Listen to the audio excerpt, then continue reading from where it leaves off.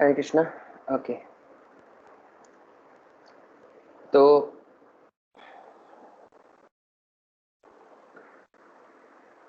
भौतिक जगत का जो खुशी है उसे एक सैंडविच के जैसा बताया गया है। जैसे आप सैंडविच खाने से जैसे आपको जो इफेक्ट मिलता है उसी तरह का कुछ इफेक्ट हमारे भौतिक जगत की खुशी में है। सैंडविच में क्या होते हैं, 3 लेयर्स होती हैं। उसी तरह से हमारे भौतिक जगत की खुशी के भी 3 स्टेजेस वैसे होते हैं। सबसे पहला स्टेज होता है हैंकरिंग, तृष्णा, कि अरे मुझे ये चाहिए, इंटेंस डिजायर। तो बहुत समय तक आपको किसी चीज का हैंकरिंग होता है, उसके बाद जा करके आपको वो चीज मिलती है। अगर आप बहुत फॉर्चुनेट हुए तो कुछ भाग्यशाली लोगों को वो चीज मिलती है। सबकी इच्छा रहती है क्लास में फर्स्ट रैंक लाने की, लेकिन सबको तो आते ही नहीं। सबकी इच्छा रहती है धीरू भाई अंबानी बन जाने की या बिल गेट्स बन जाने की, लेकिन सब तो बनेंगे नहीं। उनमें से कुछ लोग बन पाते हैं। तो तृष्णा, हैंकरिंग, बहुत देर तक हैंकरिंग करने के बाद कुछ लोगों को कुछ थोड़ा सा सक्सेस मिलता है। तो सेकंड स्टेज है कि आपने किसी चीज की इच्छा की, और सेकंड स्टेज है मतलब वो चीज आपको मिल गई, लेकिन मिलने के बाद वो चीज ज्यादा देर तक आपके पास नहीं रहती। फिर आप तीसरे स्टेज में चले जाते हैं कि वो चीज खो जाने के बाद लैमेंटेशन, यानी अफसोस करते हैं अब आप कि वो चीज आपसे खो खो गई है, वो छीन ली गई। तो ये हैप्पीनेस सैंडविच है। शुरुआत में हैंकरिंग है और लास्ट में लैमेंटेशन है, और बीच में छोटी सी लेयर है खुशी की। जब आपको वो वस्तु मिली है तो आप उसको एंजॉय कर पाते हैं। तो ये नेचर है मटेरियल वर्ल्ड में हैप्पीनेस या सो कॉल्ड हैप्पीनेस का, कि big layer of lamentation, big layer of hankering, बीच में छोटी सी लेयर है when you actually enjoy happiness.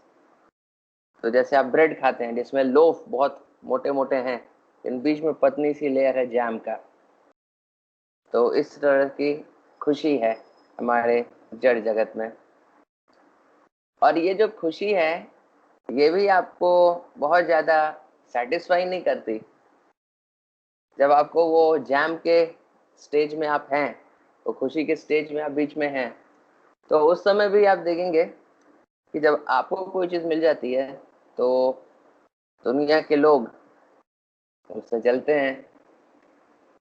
आपका अगर आपके पास धन है तो वो धन आपसे छीनना चाहते हैं, आपके पास अगर रेपुटेशन है तो वो आपसे छीनना चाहते हैं। तो उस समय भी वास्तव में आपको बहुत खुशी नहीं मिलती। तो म्यूजियम है एक पेरिस में, तो एक बहुत सुंदर सा पेरिस में एक बहुत अच्छा सा म्यूजियम है। वो कैसा म्यूजियम है, वहां पर आप देखेंगे पूरे वो एक्चुअली में एक राजा का महल हुआ करता था। उस महल में मतलब इतना आलीशान महल है, उस राजा ने बहुत ही सोच समझ करके ध्यान से उस महल को बनाया। किस लिए बनाया, कि उसमें वो चाहते थे कि बहुत सारे दूसरे लोगों को, दूसरे राजाओं को इनवाइट करेंगे, उनको भोजन कराएंगे, उनका स्वागत करेंगे, फिर उन्हें वापस भेज देंगे। तो उन्होंने, और अब हम लोग खुद उसमें उस महल में रह करके खूब भोग विलास करेंगे। तो वो उस महल में देखिए गार्डन थे, फिर क्या फव्वारे थे, सब कुछ था उधर, और एकदम सुंदर सा महल है। तो ये पेरिस में वहाँ के जो राजा थे, रानी थे, बहुत खुशी से वहाँ पे रहते थे। तो दूसरे राजा रानी को जब वो इनवाइट करते थे वहां पर, तो वो लोग आकर के देखते थे, तो बाहर से तो बोलते थे वाह क्या स्वागत कर रहे हैं हमारा, लेकिन अंदर ही अंदर वो बहुत जलते थे कि अरे इतना अच्छा महल इसके पास, कैसे हो सकता है, तो हमारी प्रॉपर्टी होनी चाहिए। तो बाहर बाहर तो खूब तारीफ, लेकिन अंदर इतनी जलन। तो जानते हैं क्या हुआ? इन राजाओं ने मिल करके वो राजा और रानी के सर काट दिए उस महल के लिए। तो गजब की हिस्ट्री है उस म्यूजियम की, कि राजा और रानी ने इतना मेहनत करके बनाया, और बनाने के बाद उसका अंजाम क्या हुआ कि उसके कारण दूसरे लोग इतने ईर्ष्यालु हो गए कि उनका सर ही काट दिया पकड़ के। तो क्या फायदा ऐसे महल का जब आपके पास उस महल को देखने के लिए आपका सर ही नहीं है? बिना सर के आप महल का क्या करेंगे, है ना? तो इस तरह का है ये भौतिक जगत, कि यहाँ पर आपको कुछ मिल जाए तो बीच में जो वो लेयर है, जो जैम की लेयर है, जब आपको चीज एक्चुअली भी मिल जाए तो भी आप खुशी से नहीं रहते। तो शुरुआत में तो हैंकरिंग है कि मुझे चाहिए चाहिए चाहिए, और लास्ट में लैमेंटेशन है कि खो गया। लेकिन बीच में जब है भी आपके पास तो भी आप खुशी से रह नहीं पाते, है ना? तो यही शास्त्र हमारे बताते हैं कि ऐसी खुशी का क्या फायदा कि जो कि इतना मेहनत से मिले और तुरंत खो जाए, और जब है भी तो इतना ईर्ष्या क्रिएट करे। तो भौतिक जगत में खुशी का ऐसा नेचर क्यों है? एक तो बात है कि हमारे हृदय अशुद्ध हैं, तो दूसरों की खुशी देख करके बाकियों को जलन भी होती है। और दूसरा बहुत इंपॉर्टेंट कारण जो हमारे शास्त्र बताते हैं कि खुशी इस प्रकार से क्यों भौतिक जगत में लिमिटेड होती है, कि आप देखिए, आप जब कोई महल बनाते हैं समुद्र के किनारे बालू से, तो उसमें उसके दो फीचर्स हैं। पहला तो वो इल्यूजरी है, वो बच्चा बना करके खुश होता है कि मैंने अपना घर बना लिया, लेकिन क्या उस घर में वो रह सकता है? बालू के घर में कितना भी सुंदर से उसको डिजाइन कर ले अच्छे से एकदम, लेकिन क्या उस महल में वो रह पाएगा? बस देख देख करके ही खुश हो सकता है। तो जड़ जगत की भी हमारी खुशी ऐसे ही है, बैंक बैलेंस अपना देख देख के लोग खुश होते रहे है हमारे पास ना। वास्तव में आत्मा को वो खुशी देता नहीं। तो हमने जैसे पहले भी डिस्कस किया था, बॉडी को मतलब आप अपने कपड़े को आयरन करते हैं तो आपकी भूख नहीं मिटती। यानी कार में आप खूब पेट्रोल डालेंगे तो ड्राइवर की भूख नहीं मिटती। लोगों को लगता है कि कितना पेट्रोल डाल रहे हैं गाड़ी में, भूख क्यों नहीं मिट रही है, और पेट्रोल डालो। वो सॉल्यूशन है नहीं, है ना? तो भौतिक जगत की खुशी को ऐसे है कि समुद्र के किनारे बालू में आपने एक महल बनाया, बहुत सुंदर सा बनाया, लेकिन वो आपको एंजॉयमेंट नहीं देगा। और दूसरी बात है, अगली लहर आएगी तो उसे उड़ा करके चली जाएगी। ओके, वो उसे तुरंत खत्म भी कर देगी। अनस्टेबल जगह है, बालू पे महल बनाना अनस्टेबल जगह है। तो इसीलिए जीसस क्राइस्ट बोलते थे कि make your home in the kingdom of God, not the Sands of this world.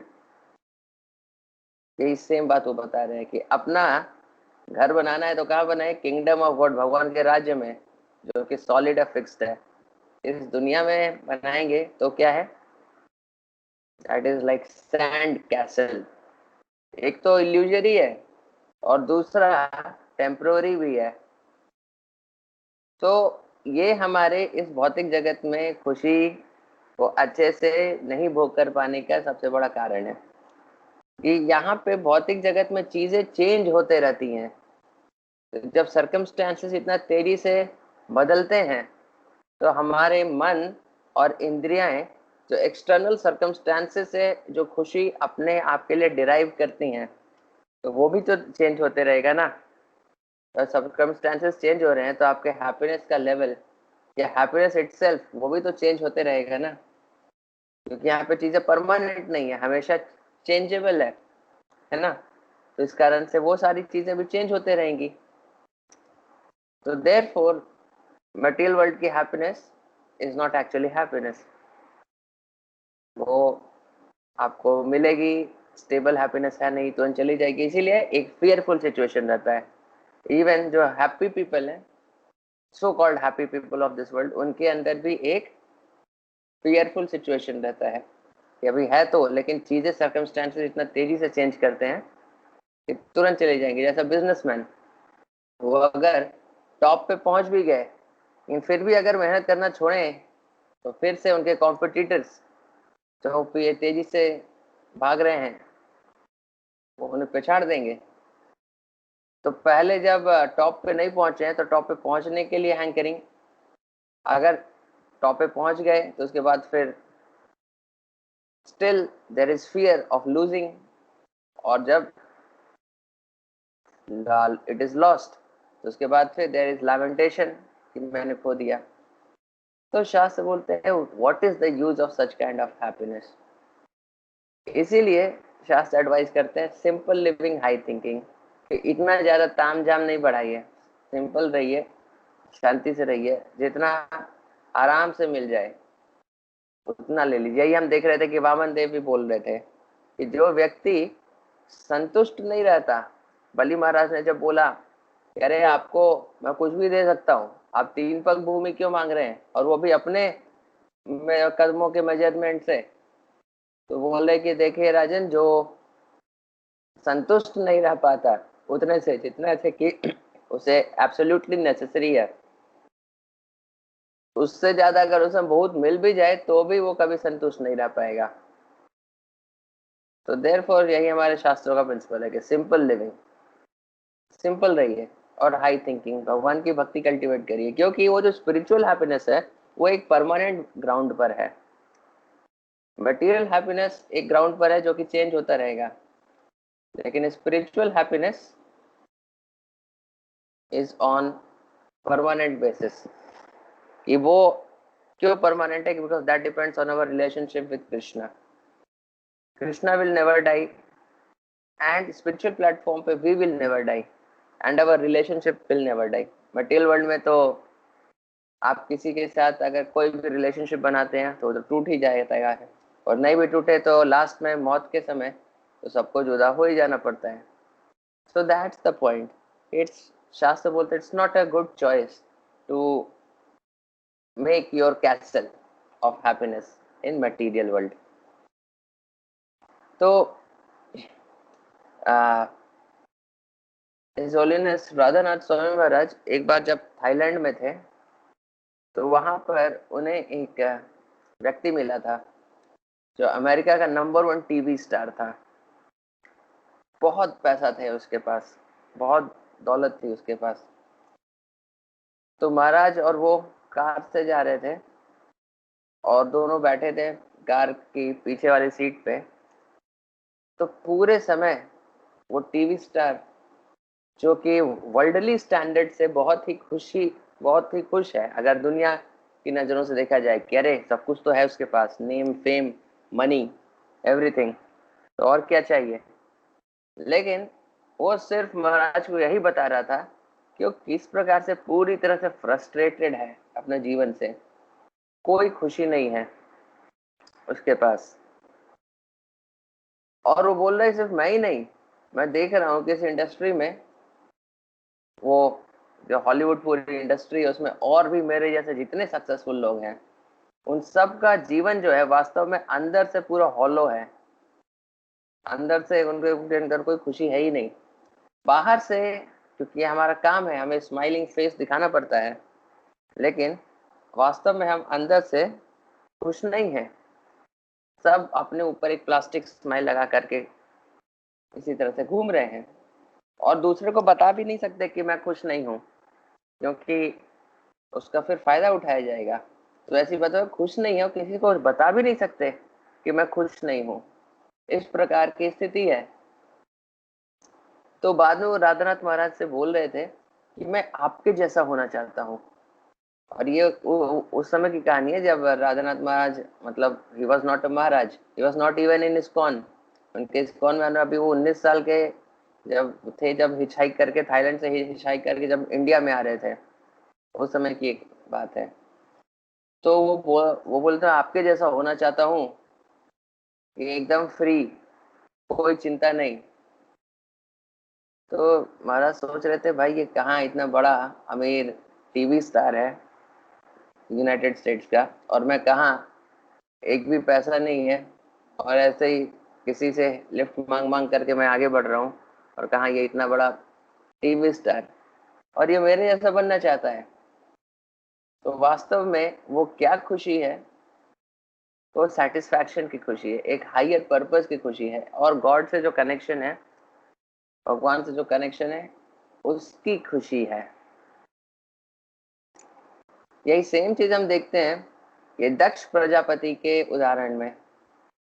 जब दक्ष प्रजापति अपनी सभा में आते हैं और भगवान शिव वहां पे बैठे हुए थे और उठ करके खड़े नहीं होते हैं, क्योंकि वो मेडिटेशन में थे, ट्रांस पर थे। वो में क्या चीज पे ध्यान लगा रहे थे, भगवान के ऊपर। तो जब मेडिटेशन में थे तो दक्ष प्रजापति जो कि उनके ससुर हुए उस समय, क्योंकि वो सती के पिता थे, तो बाकी लोग तो उठ करके खड़े हुए सभा में, लेकिन वो क्योंकि मेडिटेशन में थे उठ करके खड़ा नहीं हुए। तो इस कारण से उन्हें बहुत क्रोध आ गया। तो शास्त्र बताते हैं उनको क्यों क्रोध आया, क्योंकि भगवान शिव जी के पास तो उनका अपना खुद का घर भी नहीं है। वो तो ऐसे ही रहते हैं माता पार्वती के साथ, कहीं पेड़ के अंदर ऐसे रह लिए। लेकिन उनके पास जो ऑपुलेंस है वो क्या है, ऑफ सेटिस्फैक्शन, संतुष्टि का वो ऑपुलेंस है। तो वो वहां पे श्रील प्रभुपाद ब्रह्माचार्य बताते हैं कि वो ईर्ष्यालु थे इस ऑपुलेंस के। तो उन्हें पता है कि सबसे बड़ा ऑपुलेंस है, सबसे बड़ा ऐश्वर्य ये है, संतुष्टि, सेटिस्फैक्शन, जो कि दक्ष प्रजापति के पास नहीं था। इसीलिए वो इतना कुछ हो जाने के बाद भी इतना परेशान थे। और भगवान शिव पेड़ के नीचे रह करके भी, बालकनी में नहीं रह करके भी वो इतने खुश थे। तो वास्तव में सिंपल लिविंग हाई थिंकिंग, ये जो प्रिंसिपल है बहुत डीप प्रिंसिपल है। Simple living high thinking thinking जो कर पाते हैं, रियली उनके लाइफ में रियल हैप्पीनेस आ पाती है। नहीं तो अपने लाइफ को जितना कॉम्प्लेक्स बनाते हैं उतना हम भक्ति नहीं कर पाएंगे, और किसी भी प्रकार का हैप्पीनेस भी इंजॉय इस जड़ जगत में नहीं कर पाएंगे। तो शास्त्रों के प्रिंसिपल रियली परफेक्ट प्रिंसिपल्स हैं, अगर हम इन्हें अच्छे से समझ पाए तो। इसी कारण से भक्त कभी भी और किसी चीज से इंप्रेस नहीं होते सिवाय ह्यूमिलिटी एंड डिवोशन। किसी के अंदर नम्रता है, किसी के अंदर बहुत ज्यादा भगवान का भक्ति भाव है, किसी के अंदर बहुत ज्यादा सेवा का भाव है। तो ये सारी चीजों को देख करके भक्त इंप्रेस होते हैं, और दूसरा वर्ल्डली स्टैंडर्ड से कोई इंप्रेस नहीं होते हैं। तो ये आज के दुनिया का सबसे ज्यादा मिसकॉन्सेप्शन है। राजा स्वामी महाराज एक बार फ्लाइट से जा रहे थे, तो उस समय उनको एक यंग जनरेशन का यूथ मिलता है। वो उनसे पूछता है, अरे आप बॉम्बे में रहते हैं, और बॉम्बे में रहते हैं तो क्या आपको कभी मौका मिला किसी मूवी स्टार को प्रचार करने का, कि मूवी स्टार से आपने कभी मिला? तो वो बहुत ईगर था, कोई तो वो नाम सुनने के लिए कि राधानाथ महाराज बताए हाँ इस मूवी स्टार से मैं मिला, जिससे कि उसका जो अंदर का दबा हुआ जो फैन है वो निकल करके बाहर आए। तो कुछ तो नाम वो सुनना चाहता था, and he was so eager. लेकिन ये वर्ल्डली स्टैंडर्ड्स है। डिवोटीज इन चीजों से इंप्रेस नहीं होते हैं। उन्हें एक ही चीज इंप्रेस करती है कि आपके अंदर ह्यूमिलिटी, डिवोशन, सर्विस एटीट्यूड क्या है। This is what impresses a devotee. तो देखिए भक्ति को खरीदने के लिए उसकी कीमत क्या है, आपकी श्रद्धा। आपके अंदर श्रद्धा है तो उस श्रद्धा से आप भक्ति को खरीद सकते हैं। इसीलिए जो श्रद्धा है ये सबसे बड़ा आपका जो ऐश्वर्य है वो आपकी श्रद्धा है। आपका जो सबसे बड़ा वेल्थ है, सबसे बड़ा धन है, वो क्या है, आपकी श्रद्धा। और हमें अपने श्रद्धा की रक्षा करनी चाहिए हर कीमत पे। उसके लिए चाहे कुछ भी क्यों ना करना पड़े, अपने श्रद्धा की हमें रक्षा करनी चाहिए। इसीलिए हमें उन लोगों का संग नहीं करना चाहिए जो कि हमारी श्रद्धा को, भगवान के ऊपर जो हमारी श्रद्धा है उसे डिस्टर्ब करें। अरे धन चला गया, रेपुटेशन चली गई, सब तो वापस मिल जाएगी, लेकिन भगवान के ऊपर श्रद्धा चली गई तो ये सबसे बड़ा लॉस है।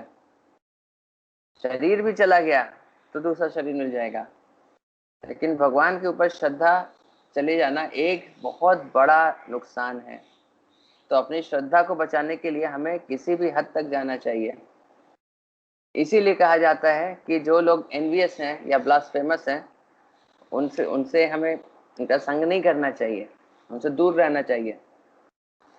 क्योंकि अगर वो अपने शब्दों से हमारी श्रद्धा को डिस्टर्ब कर पा रहे हैं तो उन्होंने हमें बहुत बड़ा नुकसान पहुंचाया है। तो माया देवी हमेशा ये प्रयास करती हैं हमारी श्रद्धा को किसी भी प्रकार से हमसे छीनने का, कि भगवान के ऊपर हमारी श्रद्धा है। तो इससे बचने का क्या तरीका होता है, अपनी श्रद्धा को बचाने का क्या तरीका होता है, कि गुरु साधु शास्त्र और स्पेशली जो हमारे डायरेक्ट सुपीरियर्स हैं, जो कि हमारा ध्यान रखते हैं भक्ति में, उनके इंस्ट्रक्शंस को अच्छे से फॉलो करने का। उन्होंने जो बाउंड्री बनाई है कि इस बाउंड्री के बाहर नहीं निकलने का, उस बाउंड्री से बाहर नहीं निकलने का है स्ट्रिक्टली। तो बहुत बार लोगों को लगता है क्या हुआ, थोड़ा सा बाहर जाके वापस आ जाएंगे। नहीं, सीता मैया को भी ऐसे ही लगा था, क्या हुआ साधु आए थोड़ा सा बाहर में जाके खाना दे के वापस आ जाएंगे, लेकिन रावण पकड़ के ले जाएगा। तो इसलिए उस बाउंड्री को क्रॉस करके बाहर नहीं निकलना चाहिए और उनके जो इंस्ट्रक्शंस उनको प्रॉपरली फॉलो करना चाहिए। तो माया देवी एक चोर के जैसे हैं जो कि आपके घर में आकर के आपके श्रद्धा को चुरा करके लेके जाना चाहती हैं। लेकिन अगर आप गुरु साधु शास्त्रों के और अपने डायरेक्ट सुपीरियर्स के इंस्ट्रक्शंस को फॉलो करते हैं तो इसका मतलब है कि आपने अपने घर के खिड़की दरवाजे एकदम जोर से अच्छे से लॉक वॉक करके पूरे अंदर आप बैठे हैं, तो चोर को अंदर आने का कोई जगह नहीं मिलेगा। लेकिन अगर आपने कहीं पर भी थोड़ा सा रिलैक्सेशन कर दिया, अपने बेसमेंट का एक छोटा सा क्रैक भी आपने खुला छोड़ दिया, तो आई टेल यू कि वहां से फिर माया देवी का चोर अंदर घुस आएगा। आप थोड़ा सा भी बेसमेंट का क्रैक आपने ऐसा खुला छोड़ दिया और आप जाकर के सो गए, तो जान लीजिए माया देवी को वो जगह जरूर मिल जाएगी और वहीं से वो अंदर आ जाएंगी।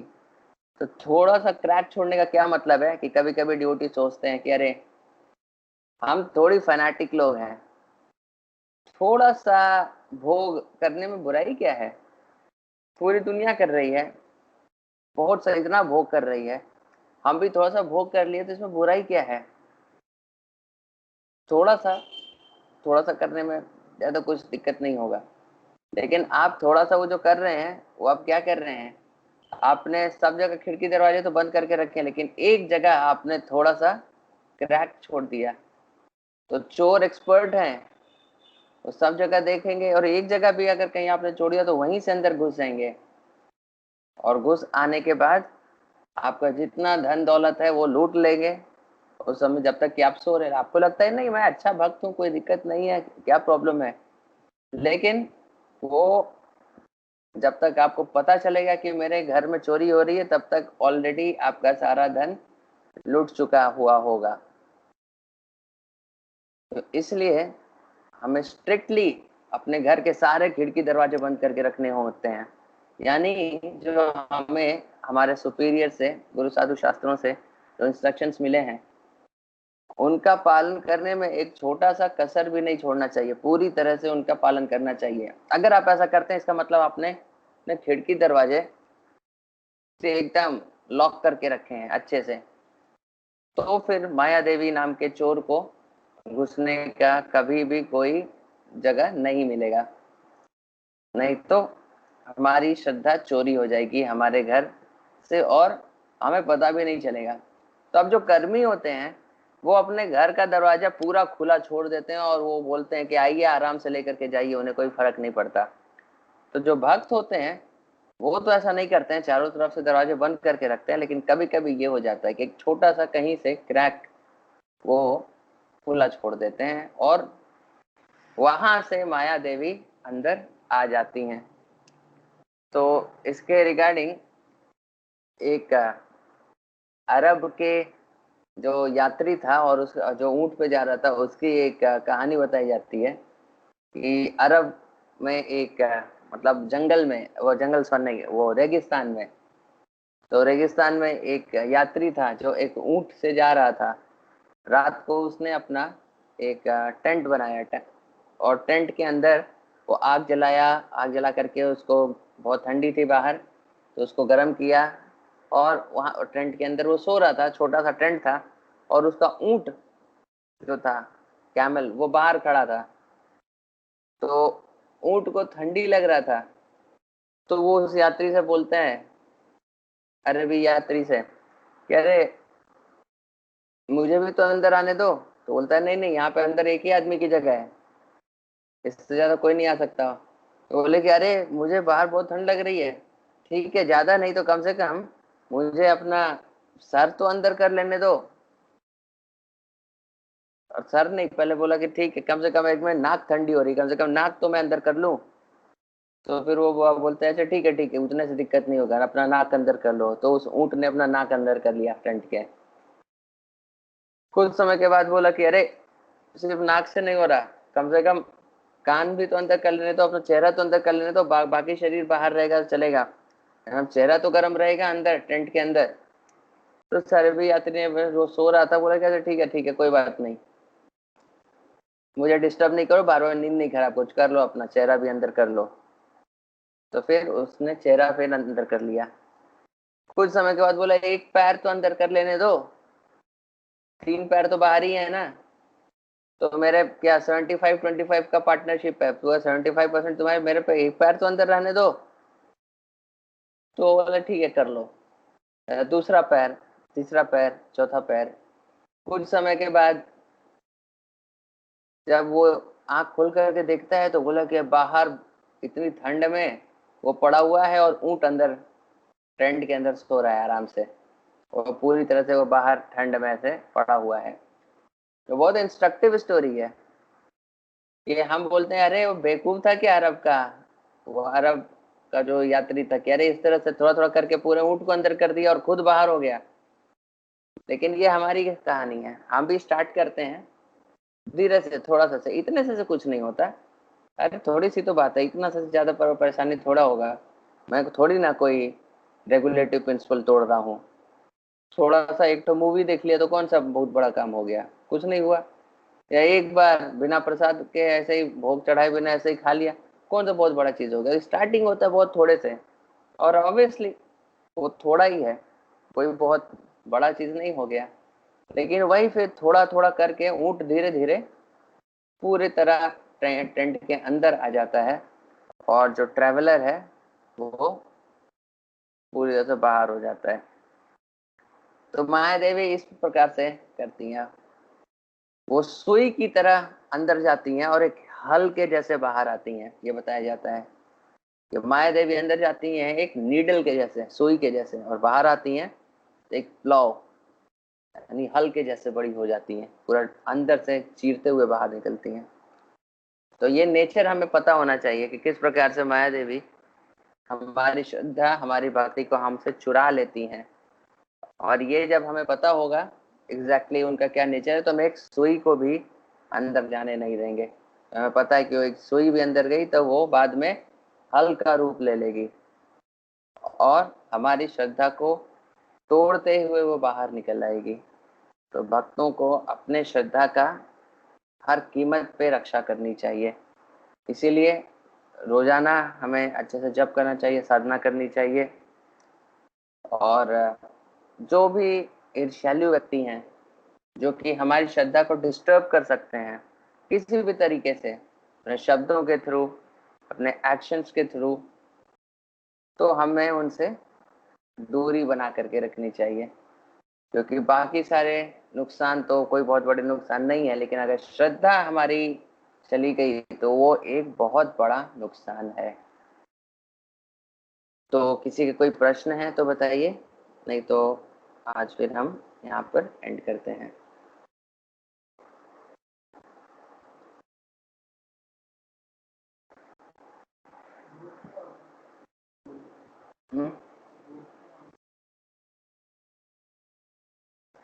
ठीक है, तो हम एंड करते हैं। Thank you very much. शिला प्रभुपाद की जय।